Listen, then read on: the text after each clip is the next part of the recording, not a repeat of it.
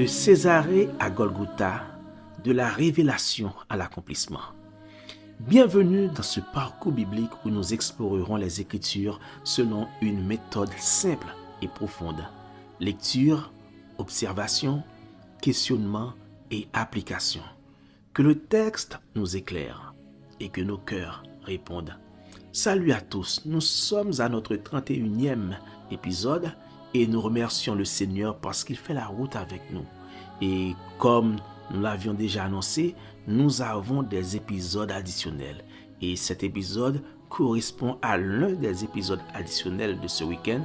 Cela juste pour nous rattraper par rapport à des retards que nous avions eus dans les temps passés dû à des difficultés techniques. Donc aujourd'hui, nous allons avoir une lecture qui sera assez longue. Ce sera en Matthieu chapitre 22. Nous lirons du verset 34 jusqu'au verset 46. Lisons le texte dans son intégralité, sans interruption, pour laisser le texte parler d'abord par lui-même. Écoutons ensemble. Les pharisiens, ayant appris qu'il avait réduit au silence les Sadducéens, se rassemblèrent. Et l'un d'eux, docteur de la loi, lui posa cette question pour l'éprouver. « Maître, quel est le plus grand commandement de la loi ?» Jésus lui répondit, « Tu aimeras le Seigneur, ton Dieu, de tout ton cœur, de toute ton âme et de toute ta pensée. C'est le premier et le plus grand commandement. Et voici le deuxième qui lui est semblable. Tu aimeras ton prochain comme toi-même.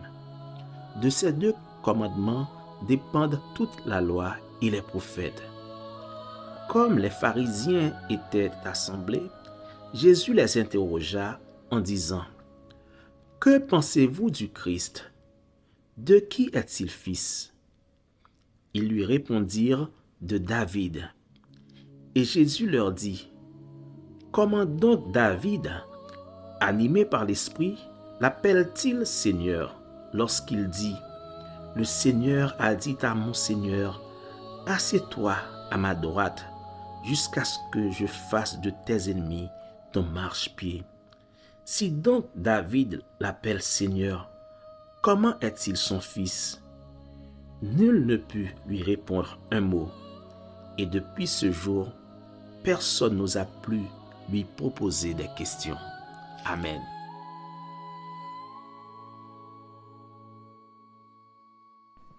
Alors, comme d'habitude, commençons par nos observations. Et je vous le rappelle, vous devez faire vos propres observations.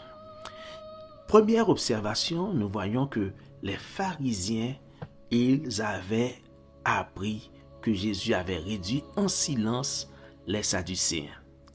Mais ces pharisiens, n'oubliez pas, ils avaient eux-mêmes aussi été réduits en silence, pas directement, mais leurs disciples et les Hérodiens qui étaient venus auprès de Jésus. Ils les avaient envoyés pour éprouver Jésus, mais ce n'était pas eux directement qui étaient venus. Mais cette fois-ci, ils viennent afin de parler à Jésus et de l'éprouver.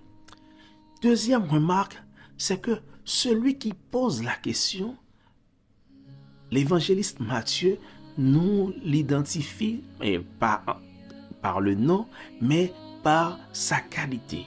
C'est un docteur de la loi, quelqu'un qui connaît la loi et qui l'enseigne. Cela veut dire que c'est quelqu'un qui a étudié la loi afin de pouvoir l'enseigner aux autres. Parmi les pharisiens, il y avait beaucoup de docteurs de la loi. Et quelle est cette question qu'il pose? Il pose une question étrange pour un docteur de la loi, à savoir quel est le plus grand commandement de la loi. Un docteur de la loi devrait savoir cela. Et assurément, il a son opinion là-dessus. Ainsi, Jésus a répondu par un commandement. Tu aimeras le Seigneur ton Dieu de tout ton cœur, de toute ton âme et de toute ta pensée. Et Jésus a dit que c'est le premier et le plus grand commandements. Mais Jésus n'a pas fini de parler. Il a continué. Après avoir donné cette réponse, qu'est-ce qu'il fait? Il identifie un deuxième commandement et il dit que ce commandement est semblable au premier. Tu aimeras ton prochain comme toi-même.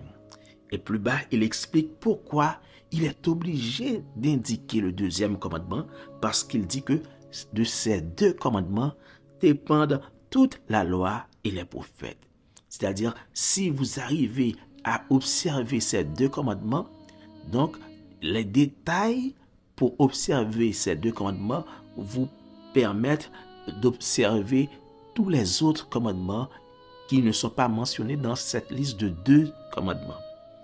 Ensuite, nous voyons que les pharisiens étaient restés là et Jésus leur posa une question.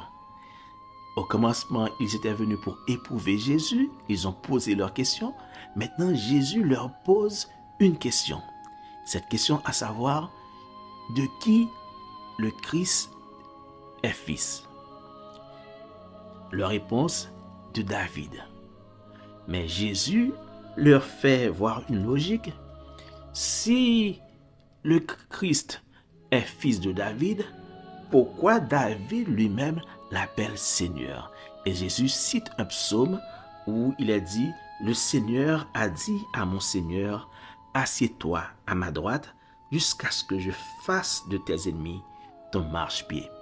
Et maintenant, lorsque Jésus a posé la dernière question pour dire pourquoi David l'a appelé Seigneur, s'il est fils de David, ils n'ont pas pu répondre et depuis lors, ils n'ont jamais posé à Jésus des questions. Maintenant, posons-nous quelques questions.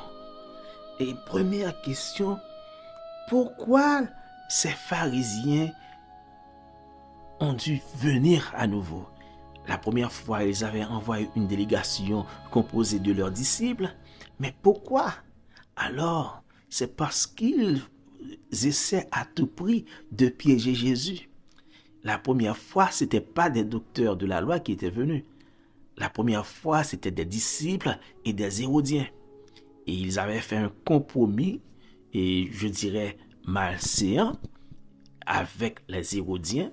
Les Hérodiens, ce sont des personnes qui appuyaient Rome, tandis que les pharisiens, eux, ils voulaient avoir une sorte de pureté pour le peuple Israël et ils ne voulaient pas mêler Israël à l'Empire romain.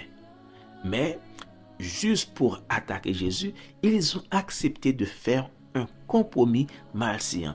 Mais, après avoir reçu, je dirais, un feedback négatif de leur délégation, ils ont aussi reçu un feedback négatif des Sadducéens. Ils viennent encore à la charge. Pourquoi? Alors, c'est pour vous montrer comment l'ennemi, lorsqu'il veut vous attaquer, il continue, il va toujours essayer. Et c'est ce qu'ont fait les pharisiens. Ils ont posé à Jésus une question simple. Mais comment quelqu'un qui a étudié la loi, qui peut faire une sorte de synthèse, parce que c'est lui qui enseigne au peuple, il devrait savoir cela. Alors, la réponse, nous l'avions déjà sous-entendu, c'est qu'ils voulaient piéger Jésus et avoir la réponse de Jésus. N'oubliez pas leurs objectifs, et je dirais leur objectif de préférence, parce qu'ils n'ont en réalité qu'un seul objectif, c'est de surprendre Jésus par ses propres paroles. Et Jésus leur a donné une réponse.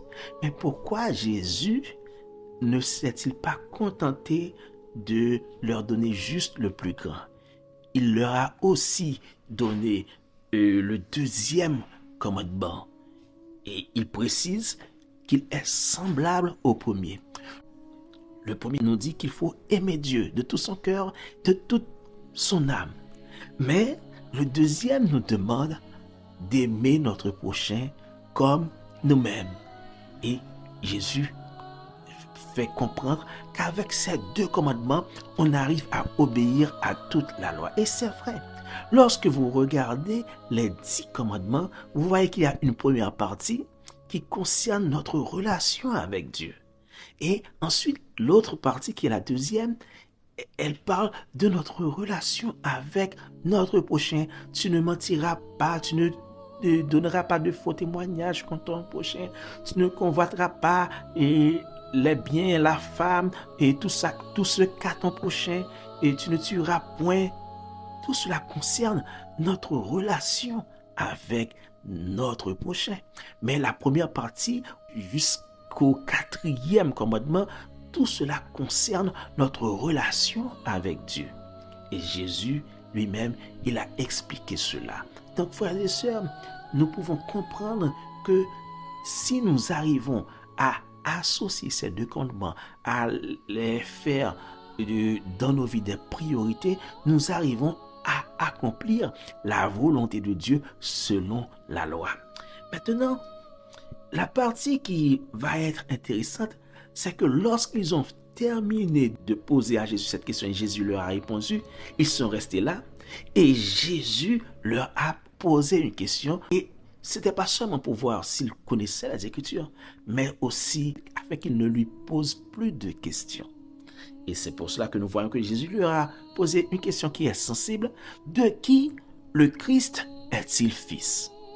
Vraiment simple, parce que si vous allez dans les Écritures, vous voyez que le Messie sera un héritier de David. Il viendra sur le trône selon la promesse faite à David qu'il aura toujours quelqu'un sur le trône. Donc, évidemment, et ce devrait être le fils de David. Mais Jésus leur dit, pourquoi David lui-même l'a appelé Seigneur? Ils n'ont pas pu répondre. Parce que pour eux, jusqu'à présent, le Christ c'est le fils de David, mais ils n'arrivent pas à comprendre que le Christ est supérieur à David. Il est vrai qu'il est dans la lignée de David sur le plan humain, mais qu'il est plus que ça. C'est un personnage divin. C'est un personnage exceptionnel que David lui-même l'a appelé Seigneur. Donc, frères et sœurs, qu'est-ce que cela peut vouloir dire pour nous? Cela doit nous interpeller en quelque sorte pour savoir que Jésus-Christ, c'est lui qui a la suprématie de tous les rois d'Israël. Le Christ, le Messie, c'est lui qui a la suprématie. Il n'y a pas d'autre comme lui. Nous devons reconnaître cela dans notre vie, que Jésus, qui est le Christ, il est le roi suprême. Il est le roi qui a la suprématie et qui est supérieur à tout autre roi qu'on n'a jamais vu sur terre, parce que lui, il est le Seigneur. Nous voyons que David l'a appelé Seigneur.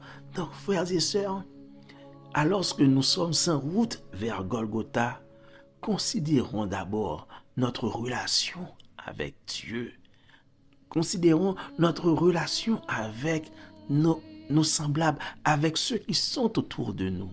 Et aussi, considérons la suprématie de Jésus, parce que Jésus, il est maître, il est Seigneur, il est roi des rois. Personne ne peut être comparé à lui, parce qu'il est merveilleux. Adorons le Christ. C'est lui qui va prendre la croix pour nous. Alors, il a déjà pris, mais dans le chemin que nous prenons là, le chemin littéraire, nous savons qu'il va prendre la croix. C'est quelque chose qui s'est passé il y a 2000 ans, mais dans le cadre de notre lecture, nous savons que nous lirons cela très bientôt. Rappelez-vous, Christ est le Messie. Christ est le Seigneur des Seigneurs. Nulle autre personne n'est comparable à lui. Prions le Seigneur.